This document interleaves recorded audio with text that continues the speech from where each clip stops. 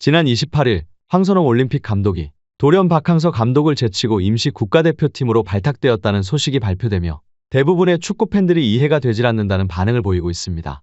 심지어 감독 선임 과정을 살펴볼 때 이는 앞선 클린스만의 사례와도 너무나도 유사한 과정으로 개눈 감추듯 진행되었다는 관계자의 폭로까지 터져나오고 있는 상황입니다.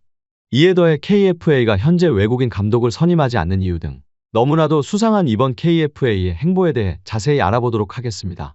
지난 2024년 2월 16일 클린스만의 경질이 공식 발표되었습니다. 문제는 3월 태국과의 2연전을 앞두고 후임 감독 선임으로 인해 발등에 불이 떨어진 한국이었는데요. 그러나 정작 선임된 이는 황선홍. 이에 해당 사실을 마주한 일부 축구 팬들은 외국인 감독이 아닌 왜 한국인 감독을 기용한 것이냐며 도대체 이해가 되질 않는다는 불만이 터져나왔습니다. 실제로 대한민국은 외국인 선호 현상이 상당히 심해 국내 감독에 대한 부정적인 여론이 많은 게 사실이었죠. 이에 대해 KFA는 유럽 축구는 현재 한참 후반기 시즌 중이라 시즌이 끝나는 5, 6월경까지는 감독을 구하기 어렵기에 잠시 미뤄둔 것일 뿐이라 부연 설명을 덧붙이기도 했지만 어찌된 영문인지 6월 이후로도 여전히 국대 감독을 구하기는 쉽지 않아 보입니다. 가장 큰 문제는 현재 대표팀 불화 논란이 전 세계 언론을 통해 폭로되었으며 무능한 협회, 그리고 무너진 대표팀의 기강 문제를 동시에 바로잡을 만한 감독을 찾고 있는 꼴이기에 사실상 감독직을 맡겠다고 나오는 건 자신의 커리어에 타격만 입힐 자폭행위와 같다는 의미와 같기에 모두가 꺼릴 수밖에 없던 것이었죠. 결국 커리어가 이미 망가질 대로 망가진 황선홍 감독 입장에서는 뭐 아니면 도 어떻게든 침몰하는 이번 국가대표팀을 잘 살려내기만 한다면 국민적 영웅이 될 수 있다는 것입니다. 또한 황선홍 감독이 현 대표팀에 가장 시급히 해결해야 할 과제였던 불화설 역시 그가 물병 3인방을 쓰지 않는 쪽으로 방향을 선회했다는 확실한 증거가 두 가지 발견된 상황입니다. 첫 번째로는 황선홍이 과거 FC 서울 감독을 맡으며 눈물을 흘린 경험이 있다는 것. 실제로 과거 황선홍 감독은 FC 서울 사령탑 시절 박주영 등 이른바 스타급 선수들과 마찰을 빚으며 하루아침에 경질이 돼버린 충격적인 경험을 한 바 있습니다. 과거 2018년 4월 14일 황선홍 감독은 울산 현대와의 경기에서 박주영을 선발시키지 않았는데요. 그 때문인지는 모르겠으나 당시 서울FC는 0대1로 졌으며 해당 경기의 여파로 12개 팀 중 10위권, 즉 하위권에 안착하게 된 것이었죠. 이에 황선홍 감독과 박주영 등 스타급 선수들과의 마찰이 있었다는 소문이 돌았습니다. 당시 서울 구단은 박주영을 왜 기용하지 않았냐는 기자의 질문에 대해 박주영의 컨디션이 그다지 좋지 않았기에 원정 명단에서 제외한 것뿐이라며 불화설을 일축하기도 했는데요. 그러나 충격적이게도 박주영은 경기가 끝난 직후 개인 SNS를 통해 2년 동안 아무것도 나아진 것이 없는 FC 서울이 미안하고 죄송합니다 라며 황선홍 감독을 정면 비판한 것. 특히 2년 동안 아무것도 나아진 것 없는 FC 서울 이라는 대목은 공교롭게도 황선홍 감독의 FC 서울 사령탑 재임 기간과 정확하게 맞물렸던 것이었죠. 당시 박주영은 감독을 저격한 것이냐는 논란이 일자 황선홍 저격이 아니다는 발언으로 무마시키려 했는데요. 그러나 박주영은 아스널 등 유럽 무대 진출을 끝마치고 한국으로 복귀하여 팀 내 선수들에게 우상의 존재라고 할 수 있었습니다. 그렇기에 그의 발언 하나하나가 어떤 영향을 미칠지는 박주영 선수가 가장 잘 알고 있다고 할 수 있었는데요. 당시 황선홍 감독은 박주영의 SNS 발언과 논란에 대해 묻는 기자의 발언에 팀에 안 좋은 영향을 미칠 수 있는 행동은 자제해달라. 다음에 또 이런 일이 불거지면 책임을 물어야 한다. 는 발언으로 사건을 일축하려 했으나 선수 장악력이 부족한 감독이라는 책임을 뒤집어쓰고 경질되고 말았던 것이었죠. 그렇기에 과거의 뼈아픈 시행착오를 되풀이하지 않기 위해 황선홍 감독은 이강인을 비롯한 물병 3인방을 기용하지 않을 거라는 정황이 거의 확실시된 상황입니다.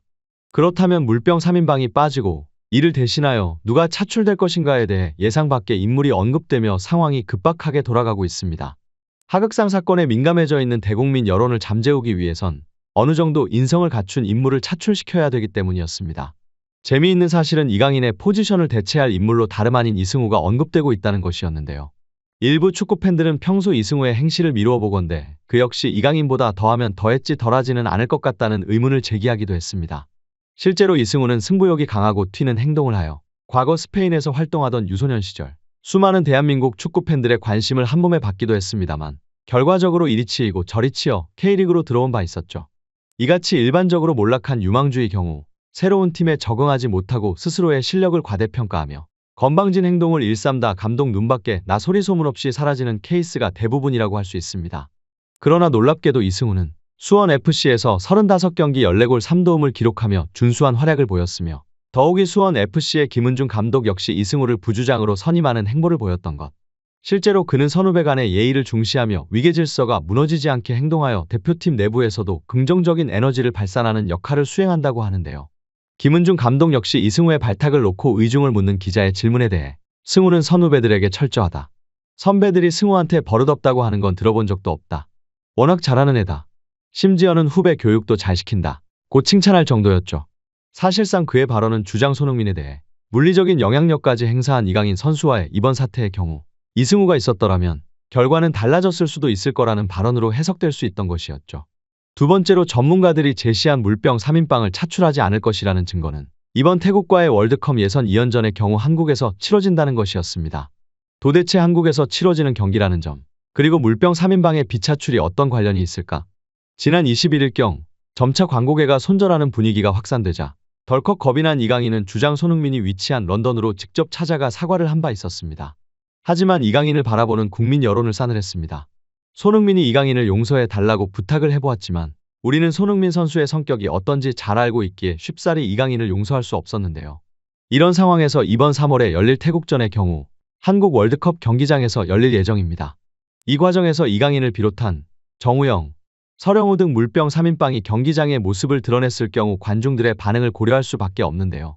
대부분 한국인으로 구성될 예정인 태국전에서 그들이 공을 잡을 때마다 관중들이 야유한다면 황선홍 역시 부담감이 막중할 수밖에 없습니다. 만약 부르지 않게 된다 하더라도 객관적인 전력에서 한국이 태국에 앞서는 게 사실이기에 결과적으로 이강인이 없더라도 태국전에서 그를 대신할 자원은 차고 넘친다는 이유에서였죠.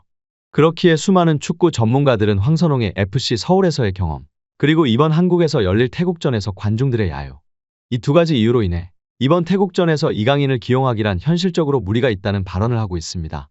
물론 이들의 발언은 실질적인 황선홍 감독의 결정이 아닌 그저 추측에 불과하지만 상당히 근거가 있다고 할 수 있었습니다. 현재 이강인은 심리적으로 압박감이 상당한 탓인지 PSG 내부에서 매우 저조한 활약을 보이고 있습니다. 이강인은 지난 26일 열린 스타드 렌과의 경기에서 선발 출전되었는데요. 하지만 출전 시간은 길지 않았으며 심지어는 전반만 뛴 채 마르코 아센시오와 교체된 것. 이전 낭트전 역시 61분 뛰고 교체 출전된 이강인은 벌써 2경기 연속 조기 교체 아웃인 셈입니다. 별다른 이유 없이 점점 출전 시간이 줄어들고 있기에 일각에서는 PSG가 본격적으로 주전 자리를 마르코 아센시오에게 넘겨주기 위한 준비를 하고 있는 것이 아니냐는 말이 나올 정도인데요. 이에 더해 프랑스 축구 매체인 프렌치 풋보리클리 역시 한국 축구 대표팀 내분 사태를 상세히 전하며 그는 완전히 포위되어 있으며 국내외에서 어떠한 지지도 받지 못하고 있다 며 그를 더욱 몰아세우는 모습을 보여 이번 사태가 이강인의 가벼운 사과로 넘어가기는 어려울 것이라는 언급을 하기도 했습니다. 한때 대한민국의 희망으로 불리던 이강인. 온 국민이 그토록 바라던 아시안컵 우승의 기회를 한낱 감정으로 날려버린 그가 과연 전 국민을 향해 진심 어린 사과를 할 수 있을지 끝까지 지켜보도록 하겠습니다. 구독을 눌러주셔서 정말 너무너무 감사 인사드립니다. 앞으로 더 잘하라는 뜻으로 알고 더 재미있는 영상 계속해서 준비하도록 하겠습니다. 다시 한번 구독을 해주신 우리 구독자분들 그리고 언젠가는 구독을 해주실 미래의 우리 구독자분들께 감사 인사드리며 영상 마치도록 하겠습니다.